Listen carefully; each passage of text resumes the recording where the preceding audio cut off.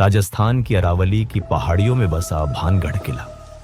नाम सुनते ही जहन में रहस्य और खौफ की परछाइयां घूमने लगती है। दिन के उजाले में यह किला सिर्फ खंडहर लगता है, लेकिन रात ढलते ही यहाँ की हवा बदल जाती है।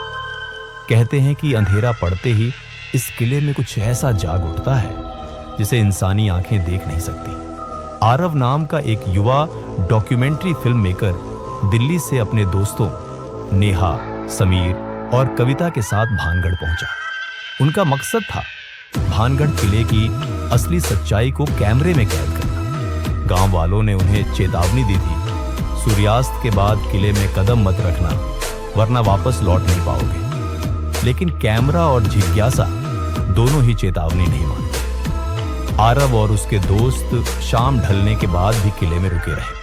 उनके हाथों में कैमरे थे, आंखों में जोश और दिल में थोड़ा सा डर। जैसे जैसे रात गिरने लगी, किले का माहौल बदल गया। पक्षियों की आवाजें बंद हो गई, हवा सन्नाटे में जम गई। दीवारों पर उगी काई और टूटी मूर्तियां किसी अनकहे दुख को बयान करती प्रतीत हो गई। समीर ने हंसते हुए कहा, देखा, सब अंधविश्वास है, यहां तो कुछ भी नहीं है। लेकिन उसी पल उनके कैमरे की स्क्रीन पर कुछ हलचल दर्ज हुई। एक परछाई जो आंखों से दिखाई नहीं दे रही थी, लेकिन कैमरे पर साफ। कविता ने घबराते हुए फुसफुसाया, ये वही जगह है जहां राजकुमारी रत्नावती और तांत्रिक की कहानी कही जाती है। उसने कहा कि एक तांत्रिक ने राजकुमारी को वश में करने की कोशिश की थी। राजकुमारी ने उसकी चाल नाकाम कर दी और मरते वक्त तांत्रिक ने पूरे नगर को श्राप दिया। इस श्राप से ही पूरा नगर उजड़ गया। कहानी सुनते सुनते अचानक किले की हवाओं में तेज सरसराहट हुई, जैसे कोई अनदेखा अस्तित्व पास आकर सांस ले रहा हो। नेहा ने अचानक किले के अंदरूनी हिस्से की ओर इशारा किया। तुमने सुना? किसी ने चीख मारी है। चारों दोस्त धीरे धीरे अंधेरे गलियारों में बढ़े। उनके कदमों की आवाज गूंज रही थी, लेकिन बीच बीच में ऐसा लगता मानो उनके पीछे भी कोई चल रहा है। अचानक एक दरवाजा खुद ब खुद बंद हो गया।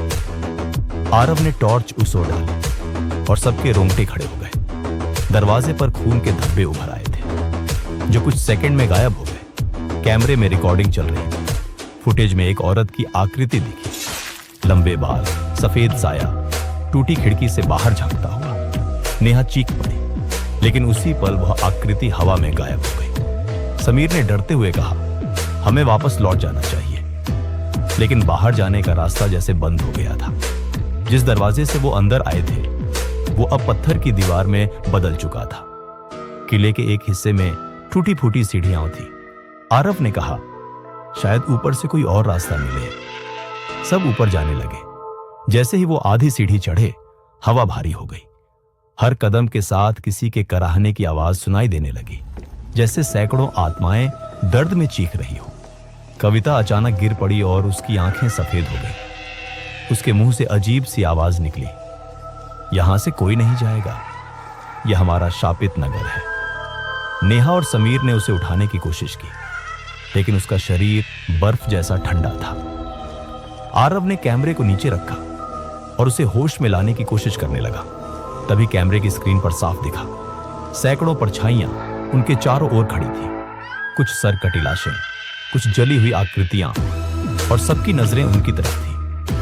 अचानक एक जोरदार धमाका हुआ और किले की छत से पत्थर गिरने लगे। आरव ने चिल्लाते हुए कहा, भागो! लेकिन भागने का कोई रास्ता नहीं था। नेहा की चीख गूंजी। समीर अंधेरे में गायब हो गया। कविता जमीन पर बेहोश पड़ी। आरव ने कैमरा उठाया और उसकी आखिरी रिकॉर्डिंग यही थी।